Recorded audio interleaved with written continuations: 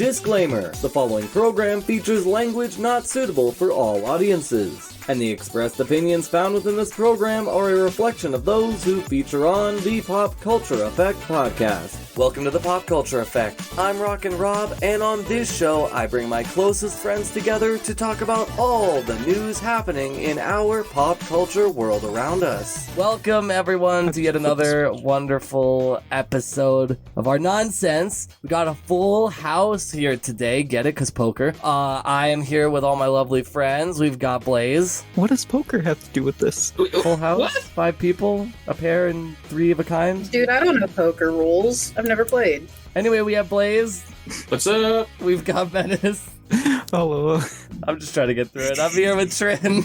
Hello. And I'm here with Subset. I included you this time, because last time we did this 30 seconds ago, I forgot you were not here. Hey, yo. The judgment is real. You know, I thought I finally got away from the gaming drama last episode with Microsoft announcing that they were holding off on their threat to increase game prices, but Nintendo just thought they'd be doing some price adjustments of their own, as they have introduced a price increase that'll be affecting the Switch 1, the OLED model, the Switch Lite, as well as other accessories, and the only thing I could say about this is not okay. We can't allow companies to sell previous generations of consoles for a higher amount. Now, the one caveat to this is the price increase is fairly minimal, at least from what I could find online. It is only about a 15% markup, and to address it, we could probably guess why this is, but I'm not going to touch that with a 5-foot pole. But for the price increases, the Switch is going from $300 to $340, the OLED's going from $350 to $400, and the Lite is going from $200 to $230. Now, this may not be so scary on the surface, because the only people that are really going to eat the brunt of this are the people that haven't gotten into the console yet, that they haven't gotten into Nintendo for a while. It's gonna suck for those people because they're the ones that are gonna have to eat the price increase, so it's gonna suck for them. But I think the one kind of silver lining is that they're not also increasing the price of the Switch 2. I mean, it's not stopping them from increasing the price of the Nintendo Switch 2 accessories, amiibos, and a sound clock apparently. Which, great, the already really shitty and garbage 360p camera that they've been boasting about for their video chatting is gonna cost even more. You know how everybody complained about when the Switch 2 came out and everybody was saying, oh, this is way too much money to put towards a console, this is crazy. And now Nintendo is just kind of doubling down, which is really weird. Obviously, like I said, we know why this is happening, but I feel like there are other ways to do this. Just to play devil's advocate, you know, they could increase the price of their DLCs and, you know, blanket market it as increased quality or a deluxe DLC. And, you know, they'll most likely also increase the price of their Nintendo Switch Online membership when they put their next console on there. I can imagine that happening as well. But I just think this is a really bad time for this kind of price increase. Of course, they had to do this with the global climate, but at the same time, I feel like there were other ways to do this. And no, I'm not talking about the multi-million-dollar company eating whatever extra cost they have to accrue. But yeah, at the end of the day, I just feel like this alienates people from wanting to get into the Switch as a whole, because a lot of people were mad about how much the Switch 2 costs, not to mention the games that are still being priced at $100, whether that stays as their independent games or stretches to their third-party games has yet to be seen. But yeah, people look at the sheen and shine of Donkey Kong Bonanza and they forget that it costs basically a rent payment for a full month to cover the cost of the game, accessories, the console itself. And you know, if I'm really gonna play devil's advocate, I would much rather Nintendo just make a deal with Lego and just have Lego create every single one of their franchises, or, you know, do anything else than affecting the digital media that people use to kind of keep sane. But on that point, I think it is a missed opportunity that we haven't seen like a Legend of Zelda, a Kirby, a Metroid Lego set. I feel like that is where we should be seeing quote-unquote price increases or new revenue streams. Go back to being a toy company to a smaller extent, you know? Yes, gaming is your main revenue revenue source, but I don't think anybody would be upset if we got like a Lego R-Wing. But yeah, that's pretty much everything I have to discuss when it comes to the Nintendo Switch price update. It kind of sucks for those that have never gotten into the Switch, but the one caveat is the fact that at least this won't be affecting the current Switch 2 console, at least for now. But at this point, I think it's time for me to send it back to me and my friends as we discuss K-pop Demon Hunters. But we are here to talk about some wonderful movies that have been coming out. A lot has been hitting the film reels, whether it be in the theaters or the streaming services. But speaking of which, we are starting with the one movie that's got everybody going wild, and I feel embarrassed because I haven't stopped listening to their music since it came out. It's K-pop Demon Hunter. I have that playlist on shuffle when I'm working. Yeah. Now, after that you music's berated us for weeks about not liking the music and how you hate K-pop. I'm not a K-pop fan, but that music is and how you're not bopping gonna like to the it. movie. Yeah, but you're listening to K-pop on repeat. Yeah, I have come around To be to fair, it. I can't say anything. I also vehemently did not like K-pop, and then League of Legends dropped their K-pop boy band song. I can't say anything. Oh, But I KDA, do- wasn't it? You had to wait till your boy set was in a boy band. KDA wasn't bad, don't get me wrong, but Paranoia, what was that? Paranoia was a good song, and the band. Shut up. Yes. But to start this, We We all know it's because movie, Set was in it. I want to get everybody's opinions on it because this I didn't know until starting to watch it. It's a Sony movie. This is the same studio as Spider-Verse. You see, I No, didn't it shows too. A lot of the animation moves that they used in this movie felt very similar to Spider-Man. Still haven't seen it because I don't like some of the designs. Oh, Get over it. whatever. No. It's Watch good. it. It's good. Get over it. You just nick. It's all because of the hair. Art has to be Yes. the way that I like it, otherwise it's bad. You know what? appeal to my eyes, and I don't Exactly. want to deal with it. Well, too bad. You're gonna watch it. Make your own characters. Put the sound of the movie under your own art. characters. Make it yourself, by So God. I will address this for everyone that's going to be, or anyone that watches and puts in the comments. Yes, we're late. We know. Yeah, this was supposed to be something we recorded a couple weeks ago, but scheduling. Life It just- happens. Yeah, life happens, but that doesn't matter. But 'cause like- this shit still is popular. It's been like 2 months, and people are still talking about, oh, it's gonna have sequels. Oh, the Spotify's actually are has shooting up sequels. the ratings. Yeah. So I guess to kind of kick it off before we get into discussion about the movie, since we are kind of late. Yeah. So the creator said they have a total of 9 sequels in mind, or 9 movies for this franchise in mind. Totally Including not the gonna be live-action oversaturated remake by the of 8th the movie. first one. Yeah, he said. Well, I don't know if that's included in the 9 or not, but yeah, he says sequels. He wants an expanded universe, a musical, and a live-action remake of the first movie. Ew. I'm sorry, isn't it already a musical? Isn't it? I think when they say musical, they mean like actual Broadway type. Oh no, like every line is a musical. Oh. No. It's just a A Broadway musical, performance. like, yes, an I've actual never seen live Broadway, in-person Broadway performance, And not it on shows. screen. I just know about Yeah, Hamilton and only that one line from Hamilton. I've seen a musical. It was Shrek the musical, but that's besides the point. It's not every line is singing. But I'm not a, Musical.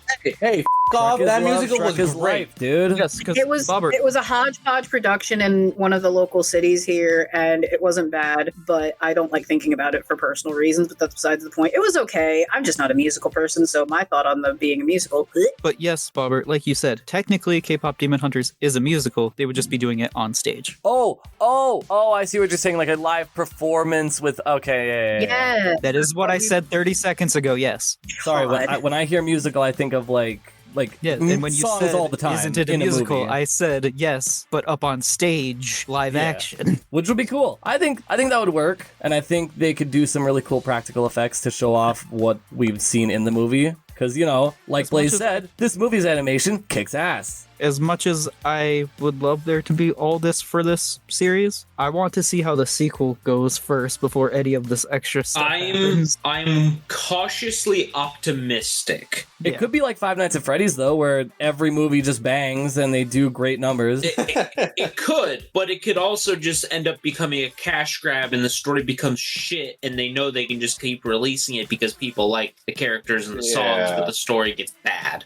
Yeah. My worry is that, so I need to remember who actually produced and who actually like designed, because I think Sony's the producer, right? It was produced by Sony. Yeah, produced by Sony Animations. Yeah, okay. I'm just worried that Sony's gonna dig their hands in too far like they like to do with games.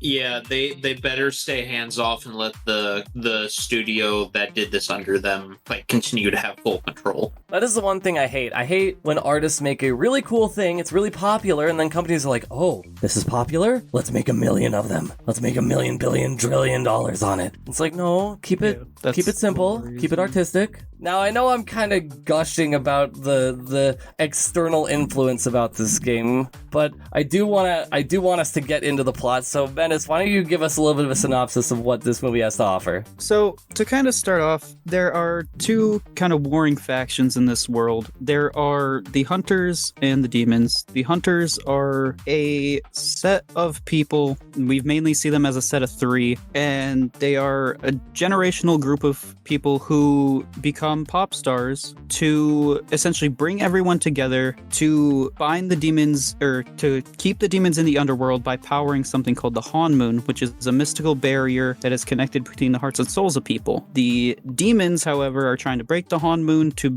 consume souls like they did back in ye old times. The Huntrix, generation after generation, have been taking them out, so they come up with an idea. Well, one of the demons comes up with an idea. Why not fight them on their own game and go after the fans? And they decide to create a demon boy band. The movie goes... Sorry. Ooh-wah. But the... I hate it! The rest of the movie is kind of going back and forth between... It's essentially like a band battle of them fighting for popularity between the fans. The Huntrix trying to show face and be like, yeah, we like them. They're a cool band and stuff Yeah, like these that. Saja boys, they're totally not demon boys. Yeah, they call themselves the Saja Boys, and their picture is a lion, which Saja comes from. Saja is a Korean term that is something lion. I can't remember what the first part of it is, but that's essentially they're literally called the Lion Boys. That's actually really funny. Yeah, so it escalates. There is other stuff that I will not be speaking of for spoilers. If you want to know, go watch it. But tension starts brewing between the Huntrix due to the stress of their performing, secrets, and the Saja boys and their plans, ultimately in almost destroying the Han Moon. And then they come together, and during the whole film, it's been told that the Huntrix, as a teaching, have been told to conceal their feelings, conceal their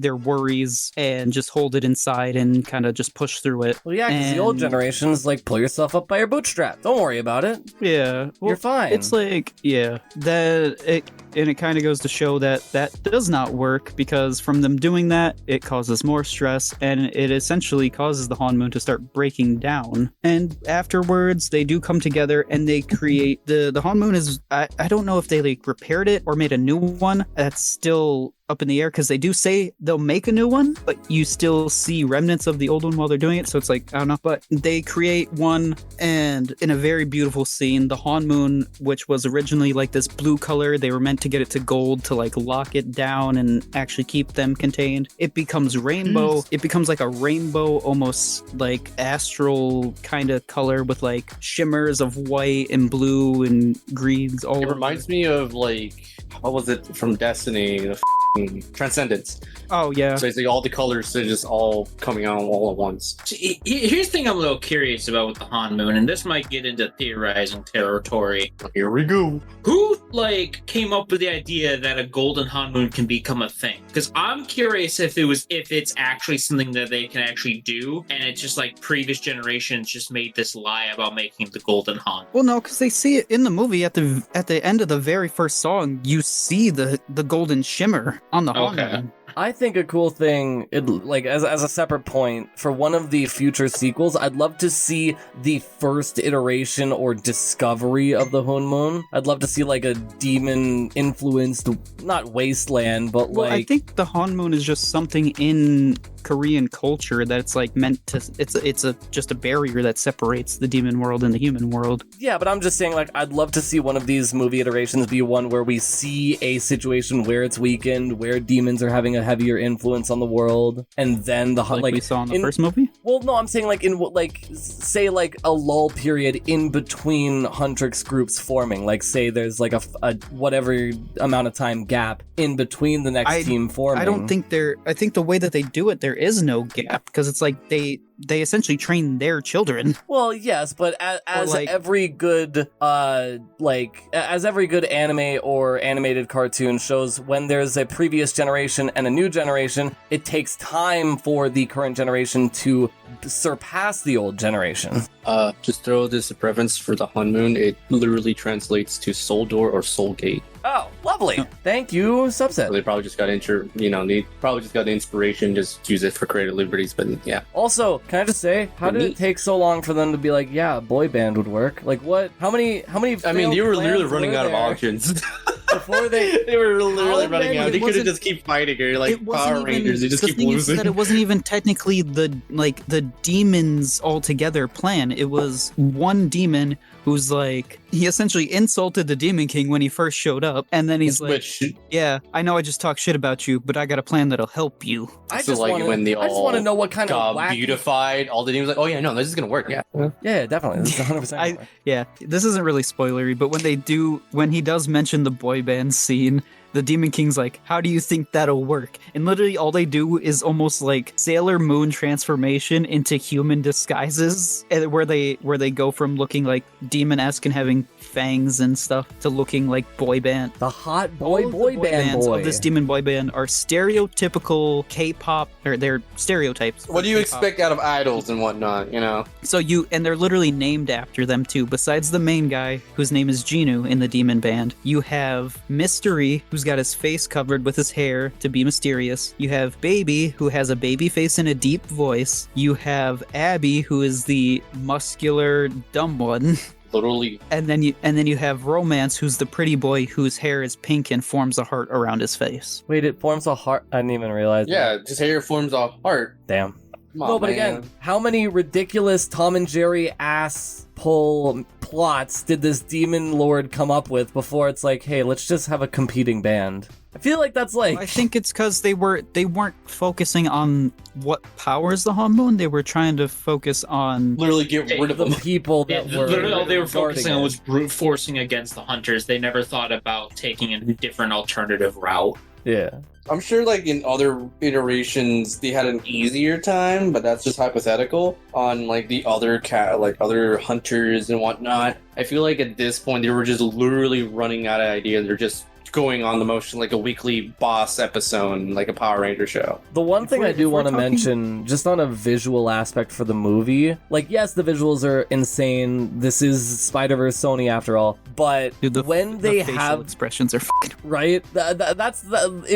My thing is two parts. One, the facial expressions are really toyetic and cartoony, and I love it. But also, anytime there is an interaction with the Hunmoon, you can actually like see the wavy effects. It's such a different vibe to how visuals are usually represented, and I loved it, especially in the opening scene in the jet, where the jet just completely shifted colors. Oh yeah. Or in the there's without spoiling anything, there are other things that affect the Hunmoon, and I like that when you saw the certain person do something, you actually saw like the Hunmoon shake and tear from how I feel like they could have done a little bit more with that though, honestly. I feel like it was only just like a one-off where it's like, oh, this is the thing, and then it's like, okay, well, I'm not it happened 4 times in the movie in total. No, you're right. Or I'm forgetting. 3 or 4 times, and my favorite one is when they're on the roof and then they look over and you can just see how much the distraught has happened, and you just see patches of the Hanmoon just drifting in the wind, waving like strings that have been broken. And see, my favorite was generational trauma. Is that a spoiler? Elaborate or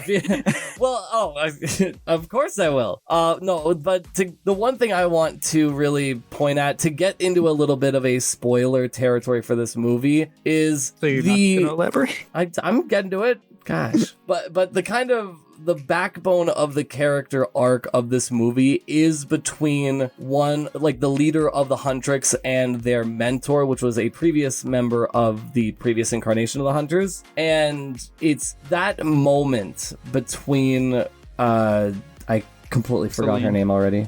What was her name? Celine. That moment between Rumi and Celine. Rumi? Yes. Rumi, okay. That moment between Rumi and Celine, where it was just this struggle where I feel like a lot of people can relate to, where you're just trying to face the truth with your guardian, your parent, or whatever, and them trying to impose the entire life that they lived with how they were raised onto you. And it's just that is something that I feel like we don't get a lot of in children's media, is the real struggles of like emotional and mental health. And it was they did it in a really smart and intelligent way, where it kind of flowed very nicely into the end of the movie. I will agree. I do love how they portrayed that, but I will have to disagree. That has been family and generational trauma has been the focus of like almost every animation movie since since the point in time where I stopped watching current day media, where I just locked my brain in a certain time period. Well, no, I'm thinking of what's the movie with Maribel? The grandma. Encanto? Yeah. Oh yeah, Encanto. Encanto was a beautiful. There's Encanto. There's a beautiful way to represent generational trauma. But yes, it does happen a couple times here or there. But I feel like we need to have more of it. That's kind of the point I was trying to get across. But I do want to get everybody's opinions on this movie as a whole. Like, what did you guys think of this, putting aside the thoughts about it getting a sequel, just treating it as its own independent movie? What did you guys think? I thought the movie was really... One at a time, gentlemen, one at a time. You go first, Menace. I thought it was really good. I have the song stuck in my head all the time, especially the Soulja Boy songs, but... Not Soda Pop, I don't want to hear it! If we're going just from a, like, singular movie standpoint, I hate sequel baiting. I hate it so much. Yeah. I know, same. And this movie is like the third act is sequel bait the act. Yeah, but you know they're planning on Is 9 it really? movies, so you have to. We get a quick glimpse of what happened in the past with Rumi's dad. Oh, we get a hint of Guiva. What's gonna happen next? What happened with Ginu? I feel like it was very slight to where we could be fine with just this one movie if it didn't get greenlit for anything else. Yeah, it's not egregious like, say, the current day of Marvel, where everything has to be connected to the next thing, and you have to show something to get paid off in the next one. Because we got some implied stuff, but nothing like legit like flashbacks or something like in your face about it of something that didn't happen. I will admit, I do remember seeing one thing, and this is from an outside perspective who hasn't seen the movie. I do remember people going like kind of a little ape shit over like a scene that was deleted between knockoff Kaisa and generic K-pop boy number 1. I don't know which character. I know which character. The two main characters. It was like a date at an aquarium or whatever, and they were supposed to kiss. Like, I know a lot of people were very upset that was a cut scene. Like I said, I've got outside information. I've never watched it. People are upset about it because they built up a whole romance and they never got to kiss. But I mean, I don't think they needed to. I know that's an unpopular opinion. I didn't think it was needed either, especially with how everything happened. Yeah, like as someone who didn't see it, I'm like, whatever. And I know like a lot, like, you know, you guys don't really care. I know there are a lot of people that are like, oh, mostly like the shipping at like world of like fandoms and everything, which are so Oh, they make They're That's what cesspool. That's one of the things I love about this movie is that they play on every aspect of pop style life. They have a whole thing where they have a signing and section because they sit together, the Saja Boys and the Huntrix. So it's like You two remember that Saja Boys, a Huntrix, Saja Boy, Huntrix, like that stuff. And every couple that's together at that table, at least one fan comes up to them is like, I ship you two together. Or in Miura's case, one of the girls in Huntrix, she gets shipped with two of the Saja Boys. Yeah, I have seen that like all over and all that. Yeah, and they even play it off with like the two main characters, Rumi and Ginu. They have a person who already has a Ruminu or something like that, has a ship shirt that they self-created. It is like, I'm gonna write about this in my diary tonight. Oof, that's like they play it and they make it look like they overplay it to show that side of the fandom. because it's a niche side, but if you're chronically online, like I can be, it's very potent. Does it make sense? Yeah. I don't know. Oh, yeah. Me personally, as I said at the top of this episode, I came into this not really being a big fan of K-pop Demon Hunters. And yes, we are late on this, but it kind of just shows how infectious the music is, because we've had like 3, 4, 5, 6 weeks now since we were with our last recording even, and it's been locked in my head nonstop. The music, at least. And, like, I don't know, man. Just, this movie's great. I love it. I'm glad it came out on Netflix, because my god, I would not have been able to stomach this in the theater with everybody else making it a much worse experience for me. I'm just gonna say that plainly, because people who go to the theaters, you know who I'm talking about. You make the experience worse. But Oh, are we talking about two specific movies that came out recently where the theater crowd was so obnoxious? oh yeah, I'm confused. Won't I name didn't hear names. about this. Okay, basically, quick sidetrack. He's, I think, mostly pointing fingers towards the crowd that saw the Minecraft movie and those obnoxious kids, and then the I almost said it. I'm not gonna lie to you. what was that movie with I don't like it, the singing one that was like popular? Oh god, not is it Twisted? Tangled. No, not no, it's the one with the f***ing Wizard of Oz movie that came out. Oh, not Wicked. too long ago. Wicked. That's, yes, I heard that. Oh, Was the an sequel baiting in that, obnoxious movie. just to go back to that point, is egregious. I hate it so much. I Yeah. can What? You died. I can kind of understand the hype around Wicked because it has been a Broadway musical for so long. Yeah, but that's, I'm And not to finally talking get about out like a remake of the story. I wasn't talking about like the sequel baiting or like people being excited. There's nothing wrong with that, but like I didn't see it because I don't give two shits about musical Broadways. I'm not a musical fan. I think they're obnoxious and annoying, and I don't like them. But I did hear, and there was like a couple YouTubers who did a couple videos about the culture of it, where these individuals will go to the theater and then they just do nothing but like make a ruckus and just like sing at the top of their lungs alongside these songs and everything, thinking they're the main character. And that's the like annoyance I'm talking about with these movie theater goers.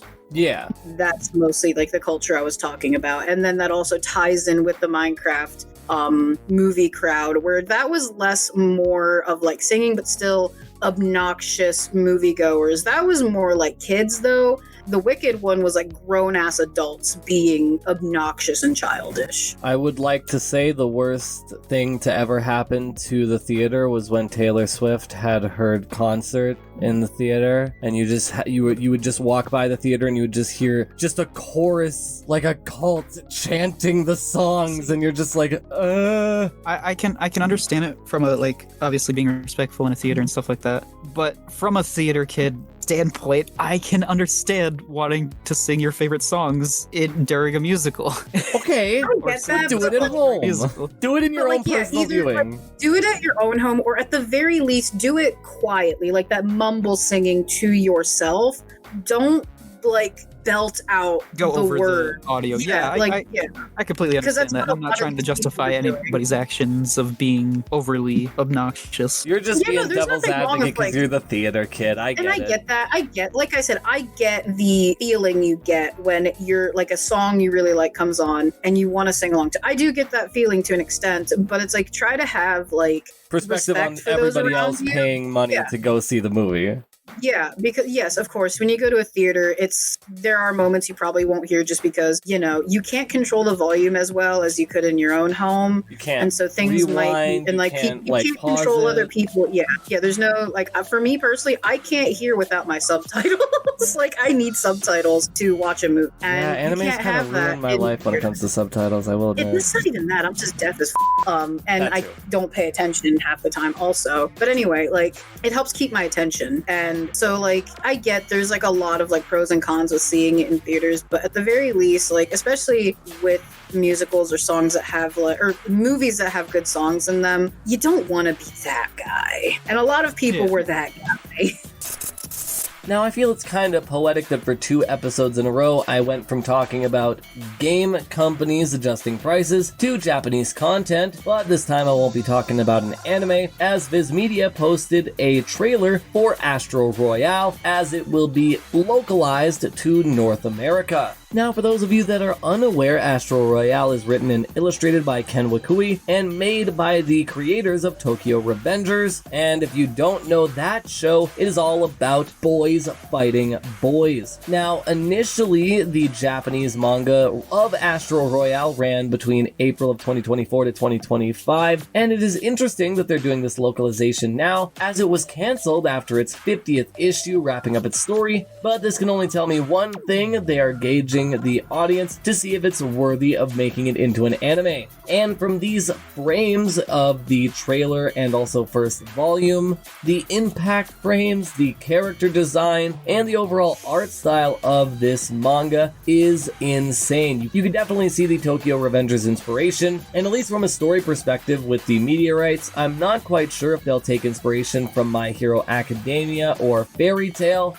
but the quality of this manga looks to be on the level of Jujutsu Kaisen, Black Clover, Fairy Tail, and I am just really excited that we are getting a new manga to sink our teeth into. The one thing I do want to mention, at least from me personally, I have not been one to be exposed to the Yakuza story very often, not even the Yakuza games. You could flame me in the comments for that one. And also any comedic representation of Yakuzas in anime I have seen, but this is the first time where it has been absolutely serious and sincere, and I love it. Now, the one aspect of this anime I hope they really take advantage of is I hope they have a really good choreographed fights. Now, the basic premise of this new manga is a world where a meteor has fallen to Earth to give individuals special powers, with the main character, the son of the Yakuza, gaining powers himself. From what it looks like, the main character will get kind of a gauntlet around his arm,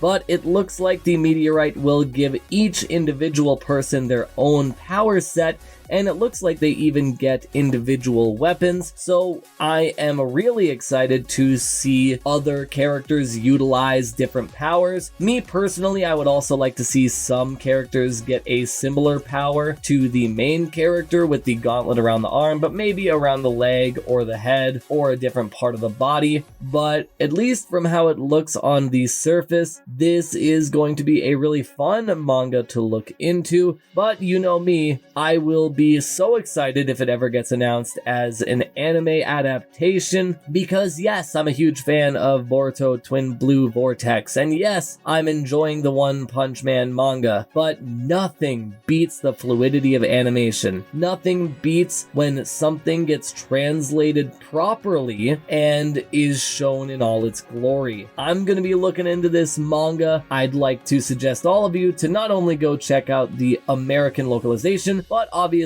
the initial Japanese release, because the more eyes we can get on this manga, the better, because it'll provide a better opportunity for us to inevitably get that anime adaptation. Yeah, that's pretty much everything I have to discuss when it comes to Astro Royale, another new manga story coming out that I am so excited for. I'm really happy that manga and anime as a whole have still been able to keep things fresh and new in the wake of Hollywood just regurgitating the same thing over and over again. But yeah, Astro Royale has been out since August 5th. Go check it out and enjoy it. But at this point, that's everything I have to discuss when it comes to Astro Royale. But the one final thing I want to mention is it's just insane that something that looks like this got canceled after 50 issues. It would have been a real interesting world to live in if it had not gotten canceled and potentially got a continuation, but that could also be achieved just by us being fans of the show and telling the creators, hey, we want more of this, do not cancel it, we want you to finish it. But yeah, I think at this point, I think it is time to send it back to me and my friends to end this week's episode. I think that's pretty much everything we have to discuss when it comes to K-pop Demon Hunters. I was expecting Gemini to jump in there too, to tag along, but okay. That's pretty been... Whoa. Jesus Christ. Brain just shorted out. That's pretty Ben. That's that's pretty Ben 10? That's pretty Ben 10. That's the new series they're gonna make. We're not It's gonna capture that audience they need to capture. Anyways, that's been pretty much everything we have to discuss about the K-pop Demon Hunters movie, but we're all tired and I have to go to work. So we will see you in the next one. Thank you so much for all of my friends joining me today. Thank you, Blaze. You're welcome. Thank you, Menace. Oh yeah, it was a good time. Thank you, Subset. Hey yo. And thank you, Gemini. A pleasure as always. And before we go, self-plug. Make sure to like, comment, and subscribe. And go check out all the other awesome content CJSW has to offer on their connected networks. And from all of us, Watch the movie. Yeah, go watch K-pop Demon Hunters. It's good. Go listen to their music. We didn't even mention. Okay, we didn't even mention K-pop Demon Hunters hit like the top one. They beat out real world K-pop artists in actual metrics in real life. #1 charts. Literally. That happens. All right, bye. Bye. Hey yo. Hey, don't be mean to Toby. Go yourself. Okay, that's how we're starting this. Welcome. Just kidding. Welcome once and for all, all for one. I don't know what's. I think my brain's actually shutting down as we begin. This is a great start. Welcome everyone to once. What is going on with my brain? Hey Rob, are you sure your brain was ever turned on to begin with? I'm Has he hoping had so. one this whole time? I'm hoping I flipped the switch.